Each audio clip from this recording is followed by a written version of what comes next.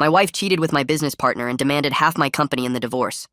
My wife Jenna and my business partner Kyle had been sleeping together for 8 months before I found out. They weren't even careful about it. Kyle would come to dinner at our house and they'd exchange these looks while I talked about quarterly projections. Jenna would say she was visiting her sister, but her sister would call asking where she was. Kyle would miss important meetings because he was supposedly sick, but then Jenna would have mysterious bruises on her neck the next day. When I finally confronted them, they didn't deny it. Jenna actually smiled and said, "Kyle appreciates me in ways you never could. You only care about that stupid company." Kyle just shrugged and said, "Business is business, personal is personal. You should understand that." They'd already planned everything out. Jenna had been documenting every late night I worked, every missed dinner, every vacation I postponed for the company. She'd been building a case that I was an absent husband who prioritized work over marriage. Her lawyer said she deserved compensation for supporting my career while sacrificing her own. She'd been a receptionist when we met. Kyle backed her up, testified that I was impossible to work with and emotionally unavailable.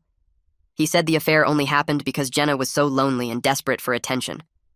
The judge ate it up. Jenna got the house, alimony, and most importantly, she demanded half of my shares in the company. "I helped build that business," she told the court. "I deserve my fair share of what we created together." She'd never worked a single day at the company, but her lawyer argued that her emotional support and household management allowed me to focus on building the business. The judge agreed. The company was valued at $2 million on paper. Jenna walked away with 50% ownership. She was so proud of herself. She posted constantly about being a successful businesswoman and entrepreneur. "Finally getting what I deserve," she wrote. "Should have valued me when you had the chance." Kyle immediately made her a full partner, giving her an office with her name on the door and everything. They'd post photos from the office, kissing in front of my old desk, talking about how they were going to expand the company now that the dead weight was gone. That's what they called me. Dead weight. What Jenna didn't know was that the company was hemorrhaging money. We'd taken out massive loans to expand right before COVID hit. The expansion failed spectacularly. We owed $300,000 to the bank, $200,000 to suppliers, and another $400,000 to investors who were getting ready to call in their debts. The only reason they hadn't already was because I'd been negotiating payment plans and extensions for months. But those agreements were tied to me personally remaining CEO. The second Jenna took half the company and made Kyle full CEO, all those agreements became void. Every creditor could now demand immediate payment. I'd also been covering monthly losses with my personal savings, about $30,000 a month just to keep the lights on and pay employees. The company looked profitable on paper because I'd been recording my personal investments as revenue to keep the bank from calling our loans. Technically legal if you document it right, which I had. But I stopped the second the divorce was final. Kyle had no idea how bad things really were because I'd handled all the finances. He just saw the revenue numbers and thought we were doing great. Jenna knew even less. She thought she'd won the lottery. They celebrated by buying matching luxury cars and moving into a penthouse together, all financed, of course, because their actual liquid cash was tied up in the company. 2 weeks after the divorce was final, the first creditor called. Then another. Then another. Kyle called me, panicking, asking what was happening. I explained that as a 50% owner, Jenna was now personally liable for 50% of all company debts. And as CEO, Kyle was personally liable for the other 50% since he'd signed personal guarantees to get better terms on the loans. He hadn't read those parts. The bank froze the company accounts. Suppliers started repossessing equipment. Employees quit when paychecks bounced. Within a month, creditors started coming after Jenna and Kyle's personal assets. Jenna called me screaming and asking what was happening. I kept my voice calm and walked her through it step by step. She and Kyle each owned 50% of the company now, which meant they were each personally responsible for 50% of all debts. The company owed $900,000 total to various creditors. The silence on the other end lasted about 10 seconds before she started screaming again. She called me every name she could think of and said I sabotaged everything on purpose. She said I was a monster who destroyed her life because I couldn't handle losing. She said I set this whole thing up to ruin her. I let her yell for a while before I reminded her that she was the one who demanded half the company. The judge gave her exactly what she asked for, making her a full business owner with all the legal responsibilities that come with ownership. She hung up on me after threatening to sue, which almost made me laugh. She couldn't afford a lawyer now, and any lawsuit would just add more debt to the pile she was already drowning in. An hour later, my phone rang again, and it was Kyle this time. His voice was shaking when he asked if there was any way to restructure the debt or buy more time from the creditors. I told him the truth. The creditors already gave me all the extensions they were willing to offer over the past several months. Those agreements were tied to me personally remaining CEO and having decision-making authority. The second he became CEO and I lost my position, all those agreements became void. Every creditor could now demand immediate payment, and that's exactly what they were doing. He tried to argue that there had to be something we could do, some way to fix this. I explained there was no we anymore. He was the CEO now, and these were his problems to solve. Over the next 3 days, I watched from a distance as their world fell apart in stages. The bank moved first, freezing all company accounts and beginning seizure proceedings on equipment and inventory to recover their $300,000 loan. I heard about it from a former employee who still had access to the company email system. The freeze meant Kyle couldn't pay anyone or anything. Suppliers started showing up at the office on day 2 with repo orders. I drove past the building once and saw workers loading computers and furniture onto trucks. Manufacturing equipment we'd bought just 2 years ago was hauled away on flatbeds. My phone kept buzzing with texts from former employees asking what was happening. They wanted to know if their final paychecks would clear or if they should stop payment on rent checks they'd already written. Each message made me feel a twist of guilt I wasn't expecting. These people had nothing to do with Jenna and Kyle's betrayal, but they were losing their jobs anyway. On day 4, Isabella from the bank called me directly. She needed to verify that I was no longer affiliated with the company and confirm my personal assets were protected from the seizure proceedings. She was professional and businesslike, but I could hear curiosity in her voice. She asked careful questions about how quickly everything collapsed after the ownership change. I gave her straightforward answers, and she seemed satisfied with my documentation. She mentioned that she'd been working in commercial lending for 15 years and had never seen a company implode this fast. 2 days later, Isabella called again and asked if I'd meet her for coffee. She said she wanted to explain the bank's recovery process and timeline, and she thought I deserved to understand what was happening since I'd built the company originally. We met at a coffee shop downtown, and she walked me through everything. The bank had already filed liens against Jenna and Kyle's personal assets. Their penthouse was first on the list, followed by both luxury cars they'd bought to celebrate taking over the company. Isabella explained that as listed owners and guarantors, their personal property was fair game for debt recovery. She showed me the paperwork, and I saw both their names on documents Kyle had signed without reading carefully. The personal guarantees he'd agreed to for better loan terms now meant the bank could come after everything he owned. Isabella said the bank would recover maybe 40% of what they were owed if they were lucky. The rest would be written off as bad debt, but Jenna and Kyle would still be legally responsible for it. My phone rang that evening, and it was Jenna again. This time she was crying instead of screaming. She begged me to explain how this happened and what she could do to fix it. I told her the truth in detail, walking her through every single debt. I explained the $300,000 we owed the bank and the $200,000 we owed suppliers. I told her about the $400,000 investors were demanding and how I'd been negotiating payment plans for months. I described how I'd been covering $30,000 in monthly losses with my personal savings just to keep the lights on. I explained that I'd been recording those personal investments as revenue to keep the bank from calling our loans, which was technically legal as long as I documented it properly. I had documented everything. Then I stopped contributing the second the divorce was final. She went quiet, and then accused me of setting a trap. She said I deliberately hid the debt to destroy her. I pointed out that I documented everything properly and legally. Every dollar was accounted for in company records she could have reviewed any time. She demanded half the company without doing any due diligence. She never asked a single question about the actual financial state of the business. She just saw the $2 million valuation on paper and assumed she was getting something valuable. The next morning, Kyle's parents somehow got my number and called. His mother yelled at me for 10 minutes about ruining their son's life. His father said I was vindictive and cruel and that I destroyed a good man's future out of spite. I listened quietly for about 2 minutes before I interrupted. I explained calmly that their son slept with my wife for 8 months. He helped her take half my company in the divorce. Every financial obligation he was facing now was a direct result of decisions he made as an adult. He signed personal guarantees without reading them. He took over as CEO without understanding the company's finances. He celebrated his victory by buying things he couldn't afford. Those were his choices, and now he was dealing with the consequences. Kyle's father hung up on me after I finished explaining. My phone buzzed again 20 minutes later, and I almost didn't answer when I saw Matt's name on the screen. Matt was my college roommate, and one of the few people I still talked to regularly. He'd heard through mutual friends about the company falling apart and wanted to check on me. We agreed to meet at McGinty's, a bar downtown where we used to grab drinks after work back when things were normal. I got there first and ordered a beer. Matt showed up 10 minutes later looking concerned. He ordered his own drink and we made small talk for maybe 5 minutes before he leaned forward and asked me straight out if I'd planned the whole thing. He wanted to know if I knew the debts would destroy Jenna and Kyle when they took over the company. I took a long drink from my beer and looked at him for a few seconds. Then I told him the truth. I explained that I knew exactly what would happen. I'd been holding that company together with my own money for months, covering $30,000 in losses every single month. I'd been negotiating with creditors and investors, buying time with personal guarantees and payment plans that were all tied to me staying in charge. The second Jenna got half the company and Kyle became CEO, every single one of those agreements became void. I knew the creditors would call immediately. I knew the debts would come due all at once.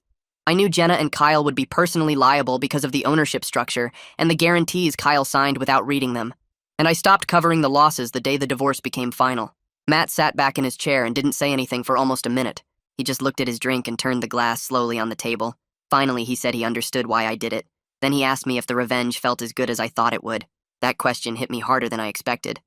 I opened my mouth to say yes, to tell him it felt amazing watching them panic and scramble and lose everything they'd stolen from me. But the words didn't come out. I sat there staring at my beer and realized the honest answer was no. It didn't feel as satisfying as I'd expected. Watching Jenna cry on the phone should have felt like justice. Watching Kyle's parents call me in desperation should have felt like victory. But instead, I mostly felt empty and tired. I'd spent months building this elaborate trap, documenting everything, timing everything perfectly, and now I was sitting in a bar with my oldest friend wondering what I'd actually won. The company was gone. My marriage was gone. Jenna and Kyle were drowning in debt, but I was sitting alone in a cheap apartment drinking beer on a Tuesday night. Matt nodded slowly like he understood what I wasn't saying. We finished our drinks without talking much after that. 2 days later, my phone rang from a number I didn't recognize. I answered, and a man introduced himself as Elias Bray. He said he was an attorney representing the largest group of creditors going after Jenna and Kyle. He'd gotten my contact information from Isabella at the bank. Elias wanted me to testify in their lawsuit against Jenna and Kyle. He needed me to explain the financial history of the company and confirm that all the debts existed before the ownership got transferred to them. He said my testimony would make their case much stronger for recovering personal assets from Jenna and Kyle. I agreed to help, and we set up a meeting for the next afternoon at his office downtown. I showed up at 2 o'clock, and Elias led me into a conference room with a long table covered in documents. We spent the next 3 hours going through years of financial records. I walked him through every loan, every supplier agreement, every investor contract. I showed him the payment plans I'd negotiated and the personal guarantees I'd signed. I explained how I'd been covering monthly losses with my own savings and recording those investments as revenue to keep the bank from calling our loans. Elias asked detailed questions and took notes on everything. He kept commenting on how carefully I documented everything. Every dollar was accounted for. Every transaction had receipts and records. Every agreement was filed and dated. He said my paper trail proved I'd acted completely legally, even if my timing was strategically devastating. The way he said it made me feel both vindicated and slightly sick. When we finished, Elias walked me out and thanked me for my cooperation. He said my testimony would be crucial when they went after Jenna and Kyle's remaining assets. 2 weeks after the initial collapse, I had to drive across town for a dentist appointment. The route took me past the old office building. I hadn't been back there since the day I cleaned out my desk after the divorce. I slowed down as I got close and then pulled into the parking lot. The building was completely empty. All the windows were dark. A bright orange bank seizure notice was taped to the front door. I parked my car and just sat there looking at it. The parking lot where I used to arrive at 6 in the morning to handle crisis after crisis was now just cracked asphalt with weeds growing up through the spaces. Someone had spray painted something on the side wall. A plastic bag blew across the empty lot and caught on a dead bush by the entrance. I'd spent 7 years building that company. 7 years of early mornings and late nights and missed dinners and canceled vacations. I'd poured everything into making it work, and now it was just an empty building with a seizure notice and weeds in the parking lot. Something about that hit me harder than I expected. I sat in my car for 10 minutes just staring at the building before I finally drove away. Keith reached out 3 days later through LinkedIn. He sent me a message asking if I wanted to meet for lunch. Keith had been one of my best employees, a project manager who actually understood both the technical and business sides of what we did. I agreed, and we met at a sandwich place near his new office. Keith told me he saw the collapse coming the moment Kyle took over and started making terrible decisions. He said Kyle didn't understand the business and wouldn't listen to anyone who tried to explain things to him. Keith got out 2 weeks before his last paycheck bounced. Most of the other employees stayed and got screwed when the accounts froze. We ate our sandwiches and talked about the industry for a while. Then Keith leaned forward and asked if I'd be interested in consulting on a new venture he was planning with some former colleagues. He said they were putting together a small firm focused on helping mid-sized companies with operations and financial management. He told me my financial management skills and industry knowledge were exactly what they needed. He said he wasn't bothered by the company collapse because he knew I was the one holding it together all along. Everyone who actually worked there knew Kyle was useless and that I was covering for his mistakes even before the affair. The idea of starting fresh with a new project sparked something in me that had been dead for months. I could feel actual interest and energy instead of just anger and emptiness. But I told Keith I needed time to think about it, because I was technically still dealing with the legal aftermath of everything. I was scheduled to give testimony for Elias, and I didn't know what other legal obligations might come up. But the possibility of building something new without the weight of betrayal and revenge felt unexpectedly appealing. Keith said to take my time and let him know. We shook hands and agreed to talk again in a few weeks. My phone rang 5 days later from another number I didn't recognize. I answered and heard a woman's voice say my name. It took me a second to place it. It was Jenna's sister. We'd never been close. I'd seen her maybe 10 times during the entire marriage, always at family events where we made awkward small talk and avoided each other. She asked if I had a few minutes to talk. Her voice was shaky, and I could tell she'd been crying. She said she knew I probably didn't want to hear from anyone in Jenna's family, but she was begging me to listen. She asked me to have mercy on Jenna. She said the debt was destroying her mentally and physically. Jenna wasn't eating. She wasn't sleeping. She'd lost 15 pounds in a month. She was having panic attacks every time her phone rang because it might be another creditor. Her sister said she knew Jenna had made terrible choices and hurt me badly. But despite everything, Jenna was still a human being who was suffering. She asked if there was any way I could help Jenna find a way out of the debt, or at least tell the creditors to back off a little. Her voice broke when she said she was scared Jenna might do something to hurt herself if the pressure didn't stop. I took a breath and told her I didn't create these debts, and I didn't force Jenna to demand half the company in the divorce. The consequences she was facing were direct results of her own choices, not something I did to her. Her sister stayed quiet on the other end, and I could hear her breathing getting steadier like she was trying to compose herself. But then I heard myself saying something I hadn't planned to say, that watching Jenna suffer wasn't bringing me the peace I thought it would. The words came out before I could stop them, and there was a long silence after. Her sister finally said she appreciated my honesty, and that she understood I had every right to be angry. Then she thanked me for at least listening before hanging up. I sat in my car staring at my phone for 20 minutes after that call ended, feeling something I couldn't quite name. 3 weeks later, I got the official notice about the creditor's lawsuit moving forward. They wanted my testimony in a deposition to establish the timeline of debts and ownership transfer. I showed up at the law office downtown on a Tuesday morning with 3 banker's boxes full of financial records I'd kept from the company. The conference room had a long table, and the creditor's attorneys sat on one side while a court reporter set up her machine at the end. They swore me in and started asking questions about the company finances going back 5 years. I walked them through every loan we'd taken out, every supplier agreement, every investor contract. They asked detailed questions about my personal investments to cover monthly losses, and I showed them the documentation proving I'd been putting in $30,000 a month for almost 2 years. The attorneys wanted to know exactly when various debts were incurred versus when ownership transferred to Jenna and Kyle. I pulled out spreadsheets showing the timeline month by month, proving every single debt existed before the divorce was finalized. They asked about the payment plans and extensions I'd negotiated, and I explained how those agreements were tied to me personally remaining CEO. The deposition lasted 4 hours, and by the end I'd given them everything they needed to prove Jenna and Kyle took on existing debts they should have known about. Elias found me in the parking garage after the deposition finished. He told me my testimony was exactly what they needed, and my documentation was so thorough it basically guaranteed they'd win judgments against Jenna and Kyle's personal assets. He said most people don't keep records this detailed, and the paper trail I'd created made their case simple.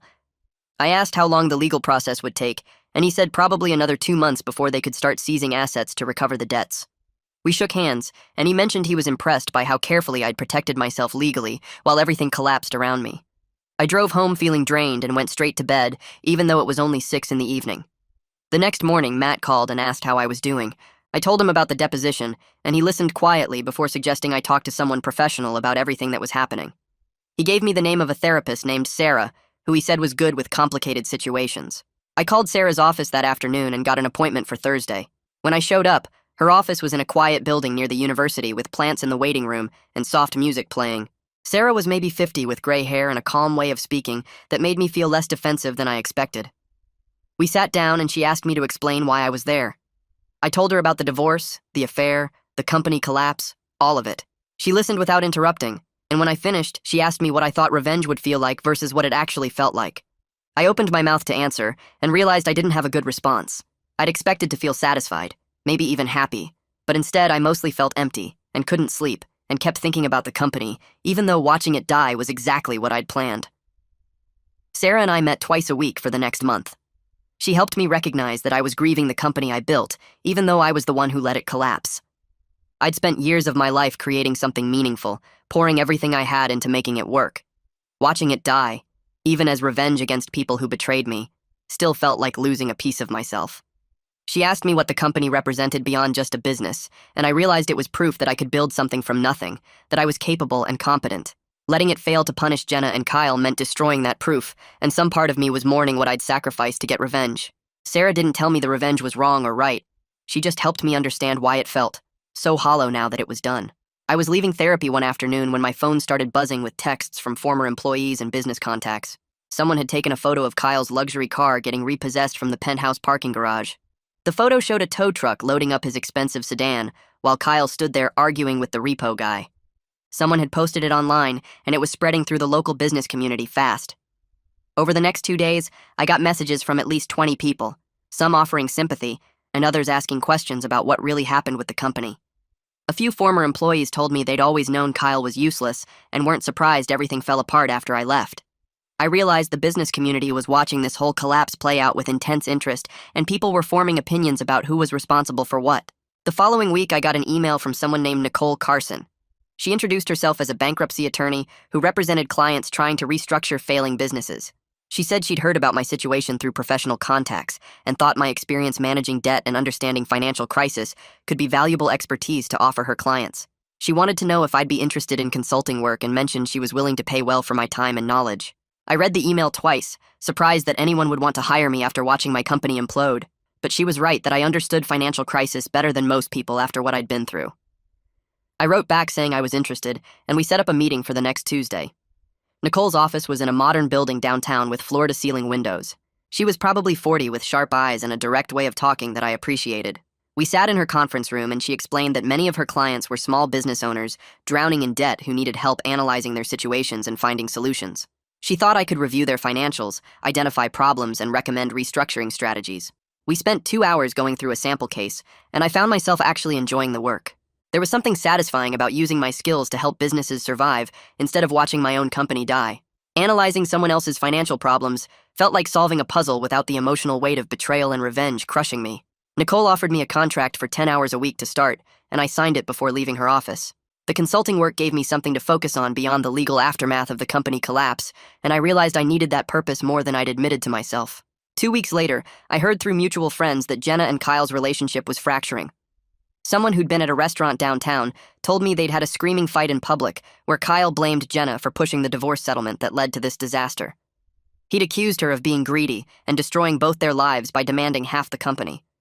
She'd screamed back that he was the one who convinced her she deserved it and that he'd promised they'd be rich together. The fight got loud enough that the restaurant manager asked them to leave. Other people started telling me similar stories about them fighting in parking lots and at the grocery store. Their relationship was falling apart under the pressure of the debt and legal problems, which made sense because it had been built on betrayal and fantasy about easy success. A month after that fight, Jenna moved out of the penthouse and back in with her sister. She couldn't afford rent anywhere else after the bank started garnishing her wages and seizing her accounts. Her social media went completely silent after months of posts about being a successful businesswoman and entrepreneur. I checked her profiles once and saw the last post was from 6 weeks earlier, still talking about building her empire. Now there was nothing. Part of me felt vindicated watching her lose everything she'd been so proud of taking from me. But another part just felt sad about how completely everything fell apart. How the affair and the divorce and the revenge had destroyed so many lives, including parts of my own, that I hadn't expected to lose. 3 weeks later, Elias called with an update about the legal proceedings. The bank had finalized the seizure of the penthouse, and both Jenna and Kyle were officially filing for personal bankruptcy. He explained that his clients would likely recover maybe 40% of what they were owed through the asset liquidation and bankruptcy proceedings, which meant Jenna and Kyle would still be on the hook for the remaining debt even after bankruptcy. Their wages would be garnished for years, probably a decade or more, depending on what jobs they could get with ruined credit and bankruptcy on their records. He walked me through the numbers in detail, and I listened without feeling much of anything, just processing the information like it was someone else's problem instead of the culmination of my revenge plan. After we hung up, I sat in my apartment staring at my laptop for 20 minutes, not working or browsing, just sitting there thinking about how completely their lives had been destroyed and how empty that victory felt now that it was actually happening. My next therapy session with Sarah happened 2 days later, and I found myself talking about the employees who'd lost their jobs when the company collapsed. I told her I kept thinking about the people who'd worked for me, good people who showed up every day and did their jobs, and how they got caught in the blast radius of my revenge, even though they hadn't done anything wrong. Sarah listened, and then asked me directly whether I thought those job losses were my fault or Jenna and Kyle's fault. I said it felt complicated because I didn't force Jenna to demand half the company or Kyle to sleep with my wife. But I definitely made a choice to let the company fail instead of continuing to prop it up with my personal money after they took over. She nodded and pointed out that I'd made that choice knowing what would happen, which meant I had to own the consequences for everyone involved, not just the satisfaction of watching Jenna and Kyle suffer. That session stayed with me for days afterward, making me feel guilty in ways I hadn't expected when I was planning the whole revenge scheme. Keith called me the following Tuesday, asking if we could meet for coffee to discuss the consulting venture he'd mentioned before. We met at a place downtown near his new office, and he laid out his proposal over 2 cappuccinos. He wanted to bring me on as a full partner, not just a consultant, with equal ownership stake in the new business. The focus would be helping mid-sized companies optimize their financial operations and avoid the kind of crisis situations that destroyed my old company. He'd already lined up 2 potential clients and had seed funding from a former colleague who believed in the concept. Keith said he specifically wanted me as the financial strategist because I understood debt management and crisis prevention better than anyone he knew, and he trusted me to build something sustainable instead of chasing fast growth.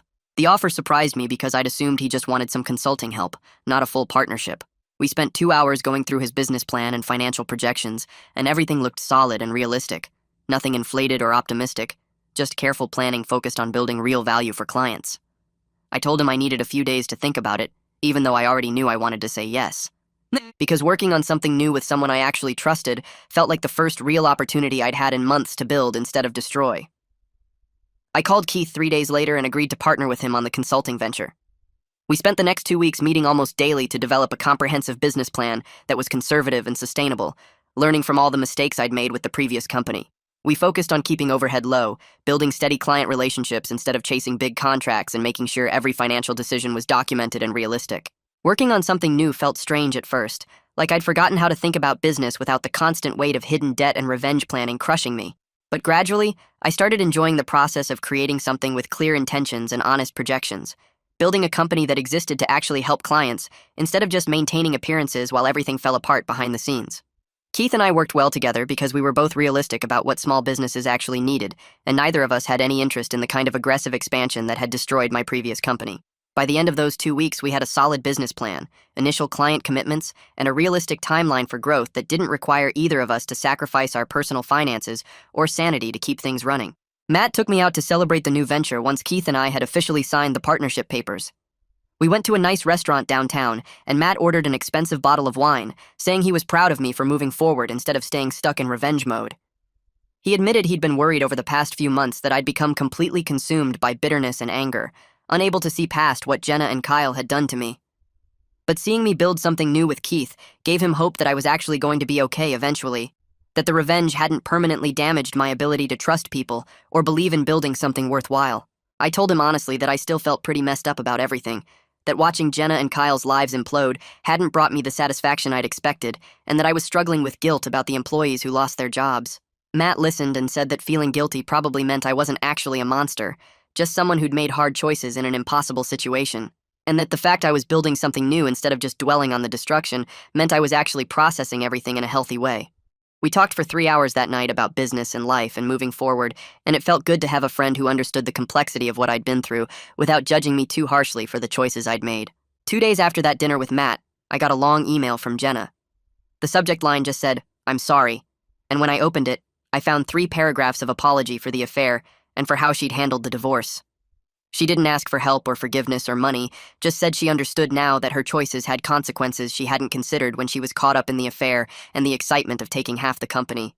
She wrote that she'd been selfish and cruel, that she'd convinced herself I deserved to lose everything, because I'd prioritized work over our marriage, but that she could see now how she'd destroyed both our lives plus Kyle's and the employees' lives through her greed and poor judgment.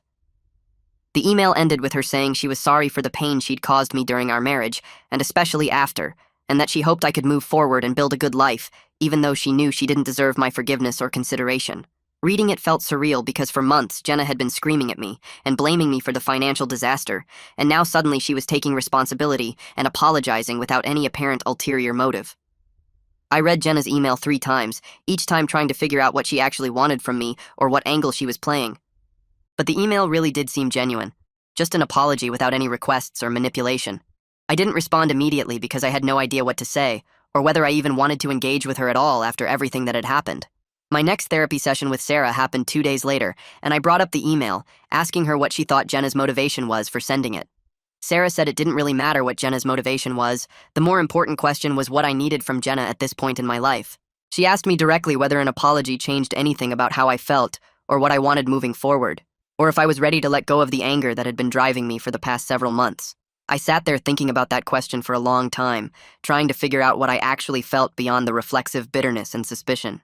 Sarah waited patiently while I worked through my thoughts, not pushing me toward any particular answer, just giving me space to process what the apology meant to me personally. After that therapy session, I spent the next few days really thinking about what I needed from Jenna, and whether holding on to my anger was actually serving any purpose anymore.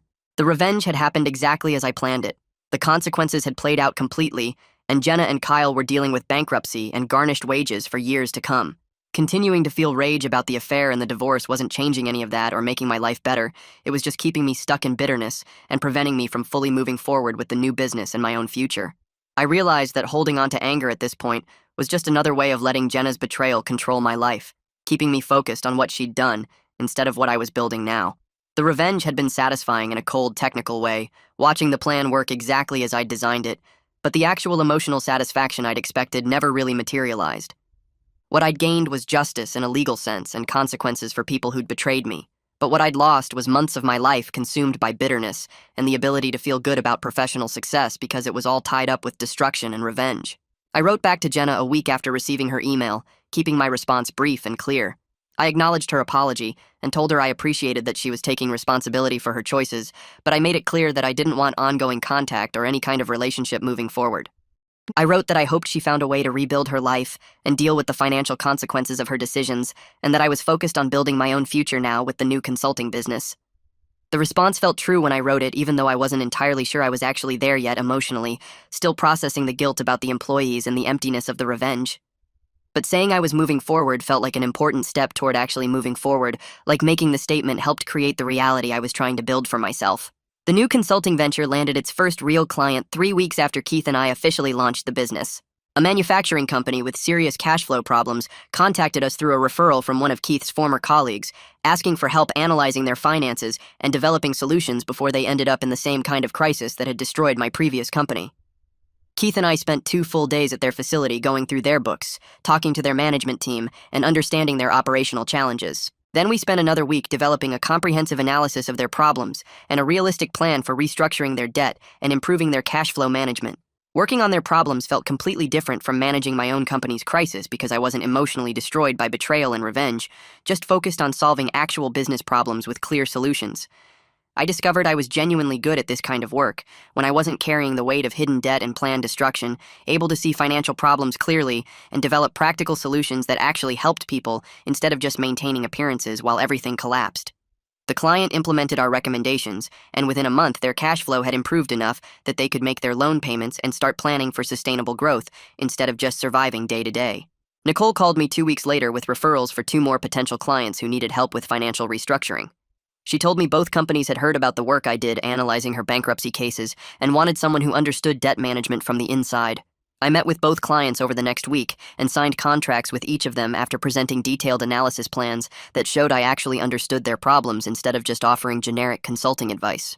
The business was growing in a way that felt completely different from my old company because it was built on actual expertise and real relationships instead of the house of cards I'd been managing before. Keith and I celebrated the new contracts over lunch and started talking about office space since working from coffee shops was getting old fast. I moved into a better apartment 3 weeks later, after my lease ended on the tiny place I'd rented right after the divorce.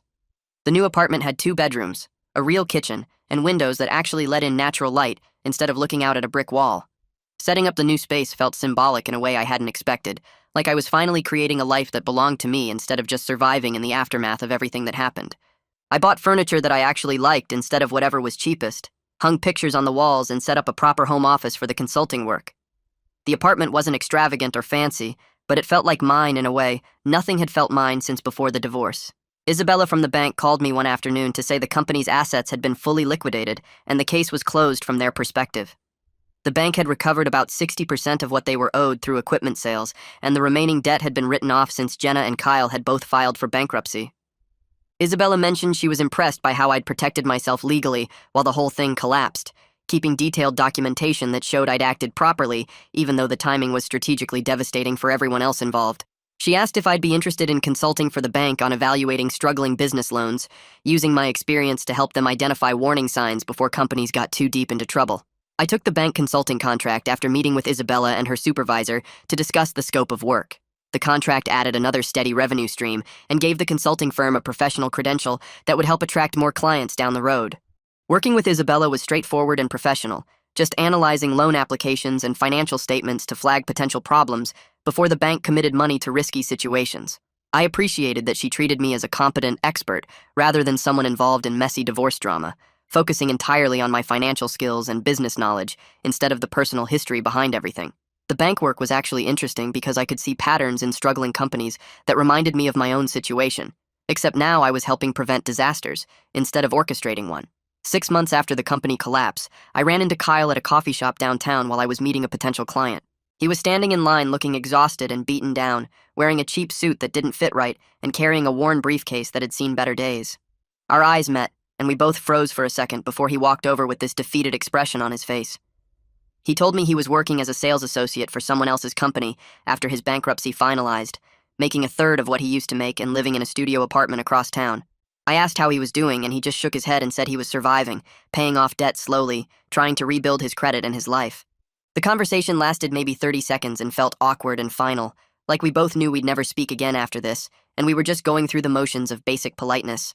He walked away without saying goodbye, and I watched him leave feeling nothing except maybe a little sad that it had all come to this. Jenna sent me one more message months later through email since I'd blocked her number. The message was short and simple, just saying she was working as a receptionist again at a dental office and slowly paying off her debt, and that she hoped I was doing well with whatever I was doing now. I read it twice and appreciated that she wasn't asking for anything or trying to restart contact, just acknowledging that we were both moving forward in separate directions after everything that happened. I didn't respond, but I also didn't delete the message, just left it in my inbox as a kind of marker that this chapter was actually closed now. Sarah and I discussed in therapy how the revenge ultimately played out, and I admitted it was satisfying in the moment but hollow in the long term. Watching Jenna and Kyle suffer had felt like justice when it was happening, but now it just felt empty, like I'd spent all that energy on destruction instead of building something better. Sarah helped me see that I got justice in a technical sense because they faced real consequences for their choices, but that real healing came from building the new consulting business rather than from watching them struggle with bankruptcy and debt. She pointed out that I talked about the new clients and the work with actual enthusiasm, while I talked about Jenna and Kyle with just tired indifference, which showed where my energy was actually going now. The therapy sessions were helping me process the guilt about the employees who lost their jobs, and the realization that revenge didn't fix the hurt from the betrayal, it just added more pain to the situation. Keith and I hired our first employee for the consulting firm after the workload got too heavy for just the two of us to handle. We found a young financial analyst through a referral who was sharp and eager to learn, fresh out of grad school with good technical skills, but no real-world experience yet. Training someone else and building a small team felt redemptive in a way I didn't expect, like I was creating something sustainable instead of just holding together a failing company through stubborn will and personal sacrifice. The analyst asked good questions and picked things up quickly, and I discovered I actually enjoyed teaching someone the practical side of financial management that you can't learn from textbooks. Keith and I split the training responsibilities and started developing systems for how we work together as a team instead of just two guys figuring things out as we went. Matt introduced me to his cousin who works in venture capital at a networking event he dragged me to one evening. The cousin and I ended up having an interesting conversation about small business sustainability and growth strategies, and he was impressed by my practical experience managing debt and financial crisis. He mentioned that the local business association was looking for speakers for their monthly education series and asked if I'd be interested in giving a talk about managing financial problems before they become disasters.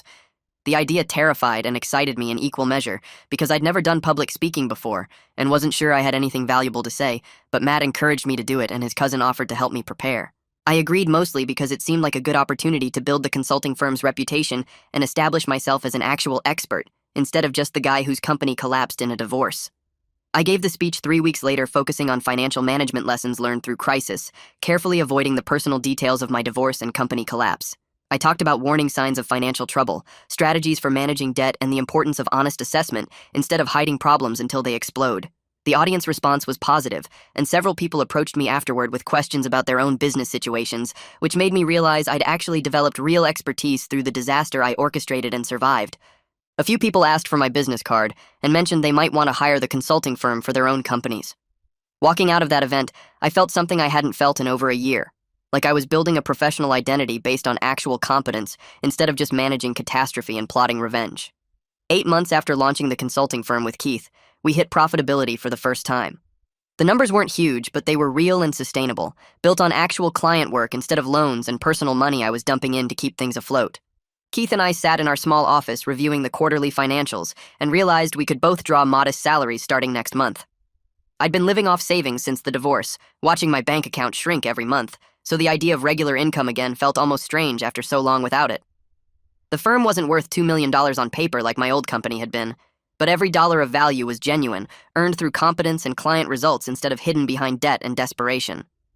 Keith pulled up our client list, and we counted 15 active contracts, most of them referrals from satisfied customers who appreciated our practical approach to financial problems. We'd helped a manufacturing company restructure their supplier payments, guided a retail business through cash flow issues, and consulted on 3 bankruptcy cases for Nicole's law firm. The work was steady and growing naturally through our reputation instead of through aggressive expansion that we couldn't actually support. Nicole called me the next week with a bigger opportunity than anything we'd handled before. She wanted me to partner on a project helping a regional manufacturing group restructure their supplier relationships across multiple companies in their network. The contract was significant enough that Keith and I would need to hire 2 more consultants to handle the workload, which meant growing our team beyond just the 3 of us. I met Nicole at her office to discuss the details and scope of the project. She explained that the manufacturing group had been struggling with inconsistent supplier terms and payment schedules that were creating cash flow problems across their entire operation. They needed someone who understood both the financial side and the practical realities of managing vendor relationships under pressure. Nicole said she recommended me specifically because I had real experience navigating financial crisis and debt management, not just theoretical knowledge from business school. Sitting in her office reviewing the project proposal, I realized I was accidentally building the kind of business I'd always wanted. My old company had grown through desperation and necessity, always chasing the next client to cover existing debts, never stable enough to actually plan for sustainable growth. This consulting firm was growing because we were genuinely good at what we did, because clients valued our expertise and referred us to others who needed help. The manufacturing project would be our biggest contract yet and would establish us as serious players in the regional business consulting market instead of just 2 guys working out of a small office. I had coffee with Isabella the following week to discuss a potential long-term consulting arrangement with her bank's commercial lending division. She wanted me to help them evaluate struggling business loans and provide recommendations on whether companies could be saved through restructuring or whether the bank should cut their losses and pursue asset recovery. We met at a coffee shop near the bank's main branch, and she brought a folder full of loan files she wanted my perspective on. Isabella mentioned that my reputation in the business community had shifted significantly over the past year. She said people used to know me as the guy whose company collapsed in a messy divorce, but now they were talking about me as a financial strategist who understood crisis management and could help businesses navigate serious problems. The shift felt like unexpected redemption after months of being known primarily for the spectacular failure of my old company. Isabella explained that the bank needed someone who could assess business situations honestly and provide practical recommendations instead of just running numbers through formulas that didn't account for real-world complications. She'd been impressed by how I'd handled the documentation during my own company's collapse, how everything was properly recorded and legally sound, even though the outcome was devastating for Jenna and Kyle. The bank consulting work would provide steady income and professional credibility, another piece of building a legitimate business reputation separate from the divorce drama and revenge that had defined the past year of my life. I met with Sarah for our regular therapy session, and we discussed whether it was time to terminate our weekly appointments. She'd been helping me process the divorce, the revenge, and the complicated aftermath for almost a year now, and she thought I'd made significant progress in moving past the bitterness and focusing on building something new. Sarah said I seemed to be in a healthier place emotionally than when we started, more focused on the future, and less consumed by anger about what Jenna and Kyle had done. We talked about the guilt I still felt about the employees who lost their jobs when the company collapsed, and how I'd worked through accepting that I couldn't control all the consequences of my choices, even when those choices were legally justified. Sarah suggested occasional check-ins every few months to maintain the growth I'd achieved, instead of completely ending our therapeutic relationship. I appreciated that approach because she'd helped me navigate the darkest period of my life, those months right after the divorce when I was consumed by rage and plotting revenge while pretending everything was fine. She'd been the one person I could be completely honest with about what I was doing and why, and she'd helped me process the hollow feeling that came after the revenge succeeded, but didn't fix the hurt underneath. We agreed to move to monthly check-ins starting next month, with the understanding that I could schedule additional sessions if I needed them as I continued rebuilding my life and business. Keith brought up rebranding the consulting firm during one of our planning meetings. He thought we should develop a more professional name and website now that we were established and growing, something that positioned us as experts instead of just two guys who started a business together. We spent the following weekend working on branding materials at Keith's apartment, drinking too much coffee, and debating what we wanted the firm to represent. We settled on a name that emphasized financial sustainability and crisis management, which accurately reflected the expertise we'd developed through our own experiences and client work. Keith had some design skills from a previous job, so he mocked up logo concepts while I wrote copy for the website that explained our approach and services. We wanted to communicate that we understood business problems from the inside, that we'd lived through financial crisis, and knew how to help companies navigate serious challenges without sugarcoating the difficulty or promising easy solutions. The rebranding process felt like another step in establishing ourselves as legitimate professionals instead of just survivors of our own business disasters. We launched the new website and materials the following Monday and immediately started getting inquiries from businesses who found us through search engines instead of just through referrals. The professional presentation made us look established and credible, which opened doors that had been closed when we were just operating under a basic business name with no real marketing presence. A former employee from my old company called asking for a reference for a new job he was applying for. I hadn't talked to him since the company collapsed and employees scattered to find work elsewhere, so hearing his voice was strange and brought back memories of the office before everything fell apart. We had a good conversation where he explained that he'd landed on his feet at a competitor and was now looking to move up to a management position that required references from previous supervisors. He thanked me for being a fair boss despite everything that happened with the company collapse and the divorce drama that everyone had witnessed from the outside. He said all the employees knew Kyle was incompetent and that they weren't surprised when everything fell apart after I left. The validation felt good, even though it came months after the fact. He mentioned that several other former employees had told him they wished they'd understood what was really happening behind the scenes because they would have left earlier instead of staying until their paychecks bounced. I wrote him a strong reference letter focusing on his work ethic and skills, keeping the company collapse out of it entirely, and just highlighting what he'd contributed during his time there. After we hung up, I felt a small sense of closure about the employees who'd been caught in the aftermath of my revenge. They hadn't deserved to lose their jobs, but at least some of them had moved on to better situations and didn't seem to hold the collapse against me personally. I attended a business networking event that Matt had invited me to, one of those evening mixers where local professionals gathered to make connections and discuss potential collaborations. I found myself genuinely enjoying the conversations, instead of just going through the motions like I had at similar events in the past. Several people already knew about my consulting firm's reputation and wanted to discuss potential projects their companies might need help with. A woman who owned a chain of retail stores asked detailed questions about cash flow management and supplier negotiations. A guy who ran a small manufacturing operation wanted to know if we could help him evaluate whether to expand his facility or optimize his current space. The conversations felt natural and productive instead of forced networking, where everyone was just exchanging business cards without real interest. I realized I'd successfully rebuilt my professional identity, separate from the divorce drama and revenge that had consumed me for so long. People at this event knew me as someone who understood business finance and crisis management, not as the guy whose wife cheated with his business partner and then took half the company. The shift in how I was perceived and how I perceived myself felt significant, like I'd finally moved past defining myself through what had been done to me and started defining myself through what I was building now. Matt and I had dinner a few days later at a restaurant downtown. He commented on how different I seemed compared to 6 months ago, more relaxed and focused on the future instead of consumed by bitterness about the past. I told him he'd been right that revenge didn't feel as good as I'd expected it would. Watching Jenna and Kyle suffer through the financial collapse had been satisfying in the moment, but the satisfaction faded quickly and left me feeling empty and isolated. What actually helped me move forward was building something new, creating a business based on real competence instead of hidden debt and desperation. Matt said he'd been worried about me during the worst months after the divorce, when I was clearly planning something but wouldn't talk about the details. He'd known me long enough to recognize when I was operating from anger instead of rational thinking, but he also understood why I felt justified in letting the company collapse once Jenna and Kyle took it over. We talked about whether I'd do things differently if I could go back, and I honestly didn't know the answer. The revenge had real consequences for people who didn't deserve them, like the employees who lost their jobs. But it also freed me from a business that had been slowly destroying me through constant crisis management and personal financial sacrifice.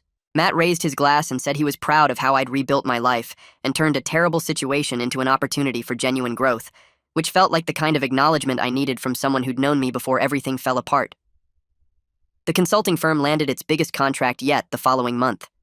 A national retail chain wanted us to analyze their financial operations across multiple regions and provide recommendations for improving efficiency and profitability. The project was significant enough that Keith and I needed to expand our team again, hiring 2 more consultants to handle the workload on top of the analyst we'd brought on earlier. We interviewed candidates together and found two experienced professionals who were looking for the kind of flexible consulting work we offered, instead of traditional corporate jobs. The retail chain contract represented a major milestone for the firm, proof that we could compete for serious projects against larger consulting companies with more established reputations. Keith and I celebrated by taking our small team out for a nice dinner at an upscale restaurant, acknowledging how far we'd come from two guys working out of a tiny office with no clients and uncertain prospects. Our analyst gave a toast, thanking us for the opportunity and the training we'd provided, and one of the new consultants said she was excited to be part of a growing firm that valued practical expertise over corporate politics. Sitting at that dinner table with my team, I felt genuine pride in what we'd built together, something I hadn't felt about my work in years. The old company had always been about survival and crisis management, never about actual success or sustainable growth. This consulting firm was different because it was built on solid foundations instead of hidden problems and personal sacrifice. I got an unexpected message from Jenna's sister a few days later. She thanked me for not making things worse when I could have, and said that Jenna was doing better now and slowly rebuilding her life. Jenna was working as a receptionist again, the same kind of job she'd had when we first met, and she was making regular payments on her debt obligations, even though it would take years to clear everything. Her sister said Jenna had learned hard lessons about greed and consequences, and that she'd finally stopped blaming me for everything that happened and started taking responsibility for her own choices. The message surprised me because I hadn't thought about Jenna much in recent months, too focused on building the consulting firm and moving forward with my own life. I appreciated the update and the acknowledgement that I'd eventually chosen to move forward rather than continuing to pursue revenge or make their situation worse than it already was. I could have provided testimony that would have destroyed them further in the creditors' lawsuits, or I could have spread information through the business community that would have made it impossible for them to rebuild professionally. Instead, I just stopped engaging entirely, let the natural consequences play out, and focused on creating something new for myself. I wrote back a brief response saying I was glad Jenna was doing better and that I hoped she found stability and peace in whatever came next for her. It felt like a final closing of that chapter of my life, an acknowledgement that we'd both survived the destruction of our marriage, and the aftermath of my revenge, and that we were both moving forward separately toward whatever futures we could build from the wreckage.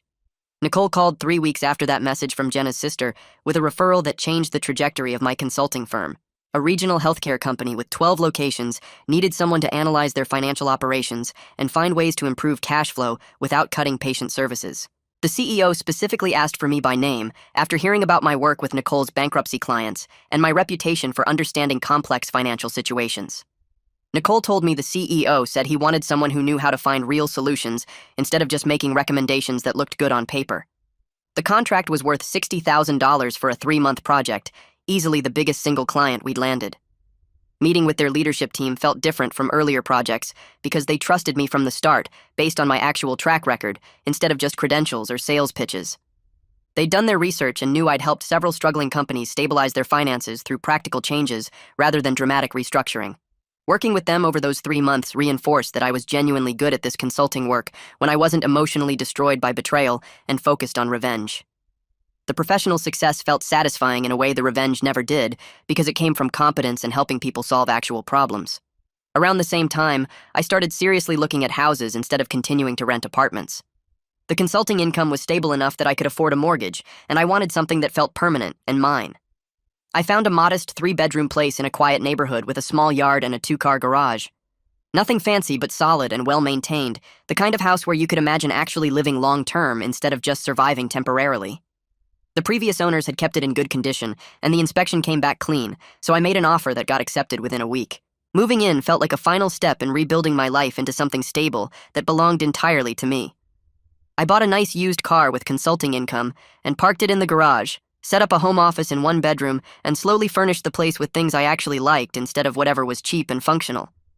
Setting up that house room by room over several weeks felt therapeutic in a way I hadn't expected. Each piece of furniture I chose and every picture I hung on the wall represented building something separate from the marriage and betrayal that had defined the previous chapter of my life. Keith came over to help me assemble a desk for the home office, and we ended up having a long conversation about the future direction of our consulting firm. We'd been growing steadily and had opportunities to expand faster if we wanted to, but both of us felt hesitant about chasing rapid growth after everything we'd learned. Keith said he'd watched too many companies destroy themselves by prioritizing appearances of success over sustainable business practices. I agreed completely because I'd lived that exact situation with my old company, covering losses with personal money just to maintain the illusion of profitability. We decided together that we wanted to keep the firm relatively small and focused on quality rather than trying to become a major consulting company. Our goal was building something real that helped clients solve actual problems instead of just generating revenue and impressive growth numbers. That conversation felt important because it represented both of us consciously choosing a different path based on hard lessons we'd learned.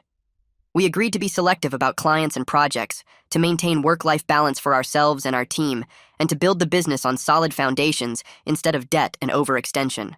2 years after the divorce was finalized, I found myself running a successful consulting firm with partners I trusted, living in a house I owned and genuinely excited about future projects and possibilities. The revenge against Jenna and Kyle had happened, and they'd faced real consequences for their betrayal and greed. Watching their world collapse had felt satisfying in the moment, but ultimately hollow in the long term. The actual healing and genuine satisfaction came from building a new life focused on competence, integrity, and sustainable success, rather than from watching them suffer through the destruction I'd orchestrated. I was happy with where I ended up, even though the path here had been darker and more complicated than I ever imagined it would be when I first discovered the affair.